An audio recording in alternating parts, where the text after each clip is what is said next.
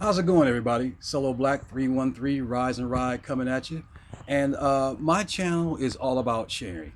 So the little slide you just saw was a guy I met at Belle Isle State Park last summer. And one of the rare times that I did go out and do a day camp, I loaded up the ST1300, put the trailer behind it, and I was out camping. And then this guy came by on a Honda Rune. Oh my goodness, I could hear it coming down the strip. And he went past me. And I looked as he went past me, and I'm like, wow, it's a great bike. About 20 minutes later, he came back around, and I knew he was going to stop because of the trailer I had attached to the back of the ST1300. That was great. So he pulled over, he introduced himself, he said his name was Mike, he saw my trailer, and he was just fascinated by the trailer. But little did he know I was fascinated by that Honda Rune. I've only seen two Honda Runes in my whole entire life. One at a stoplight that seemed like the stoplight that particular day only lasted about a second, and then he was gone. And then Mike's particular Honda Rune, which is a 2005. And we sat there and we had to talk about an hour about life, about motorcycles, about our future. And I asked him what was his plans on the Honda Rune. And he said he was going to leave it for his kids. He bought it brand new in 2005, and he was just going to pass it along, enjoy it, and then pass it along to his kids. And I thought that was a really good thing. Now, if you don't know anything about the Honda Rune was only made for 2 years, 2004, 2005. And each Honda Rune that you see costs $150,000 to make, roughly. There's nothing on that Honda Rune that shares parts with any other bike. Everything is handmade in a one-off piece. Now, they say it's between 2,500 and 3,000 Runes were made from 2004 to 2005. But the thing, in 2004 and 2005, they only sold those bikes for $25,000. And so Honda lost $150 million selling those Honda Runes. Now, some people say they did it for a tax write-off. The way business works, I'm more inclined to believe they did. They'd say, hey, let's eat up a couple of $100 million, and but then they put out a fantastic bike. If you have an opportunity to see a Honda Rune, I strongly suggest you just take a lot of pictures. And if you have the money to pick up a Honda Rune, I suggest you get one. But here's the thing about the Honda Runes. It was made in 04 and 05. Now, I've seen some Honda Runes for sale, and I've never seen one over $35,000. So yeah, the bike, it's an investment, but it hasn't gone up that much to be a one-off bike, and only 2,500 to 3,000 actually made. So that was a really good treat for me to talk to Michael and have him share his experiences in that beautiful bike, and it has an awesome sound. So I just wanted to put that in there on the opening.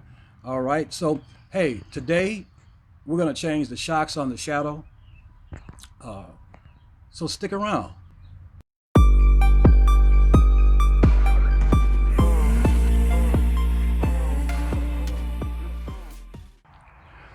You guys know I have a 2001 Honda Shadow 750 Ace Edition, and I've had it for almost 5 years, and it has remained pretty much stock in every way.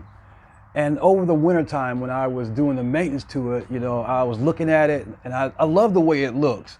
But now I'm going to change it up a little bit.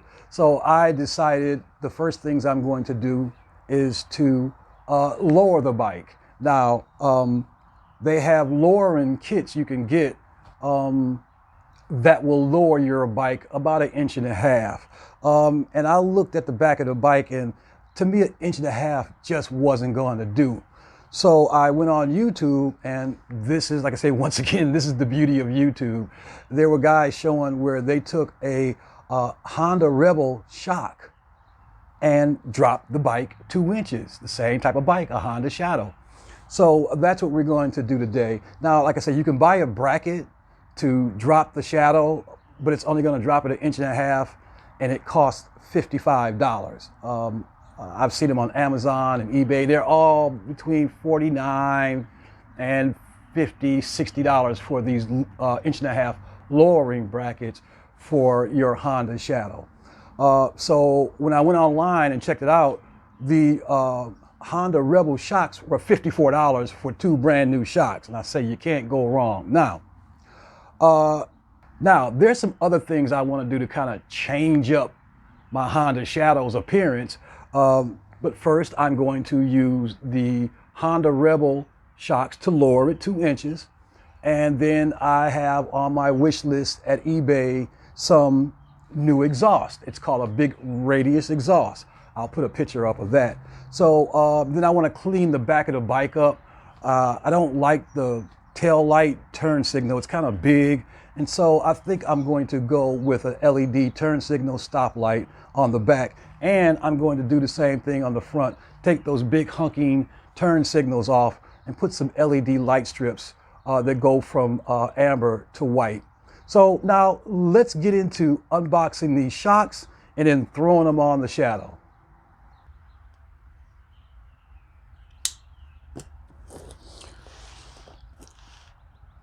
Yeah, I got these off of Amazon and they were $55. I'll put up a link for these shocks if you guys decide this might be something you want to do.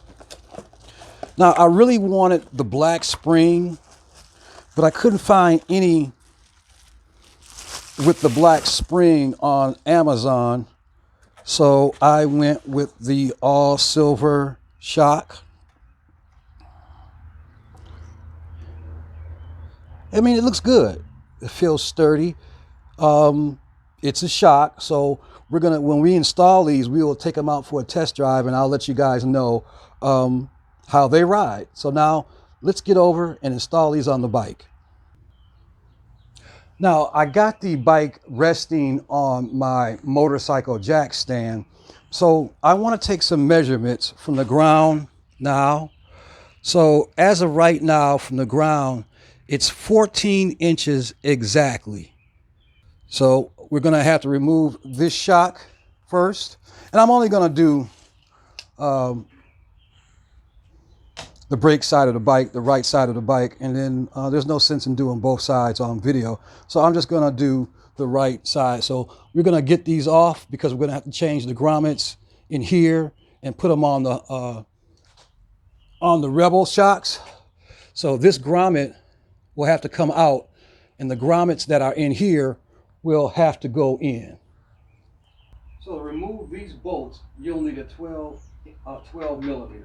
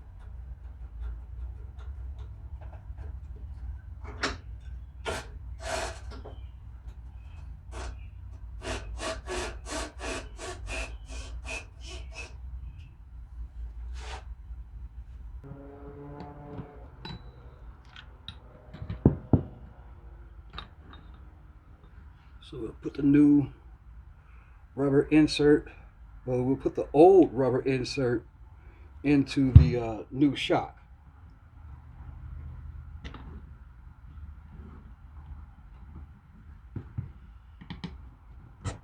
Okay,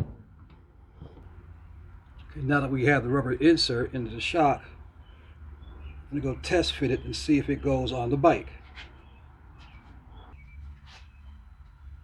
I'm going to put a little lube on these lugs so that rubber grommet can slide on there a little easier, and it will lubricate and soften the rubber grommet. Go inside, slide on there.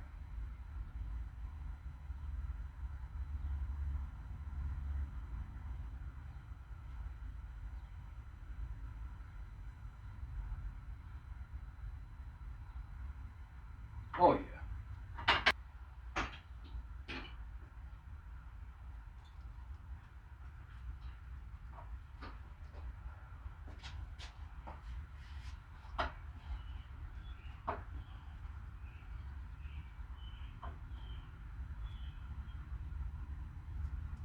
Put the washer and the bolt on.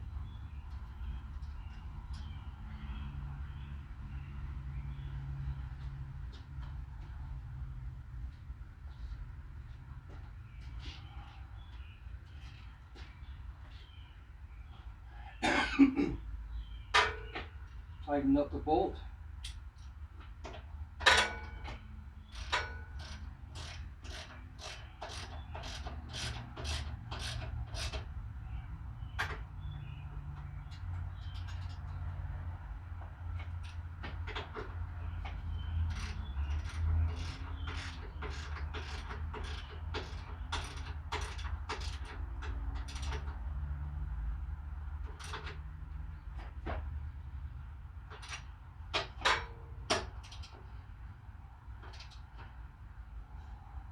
And there you have it. Just repeat on the clutch side.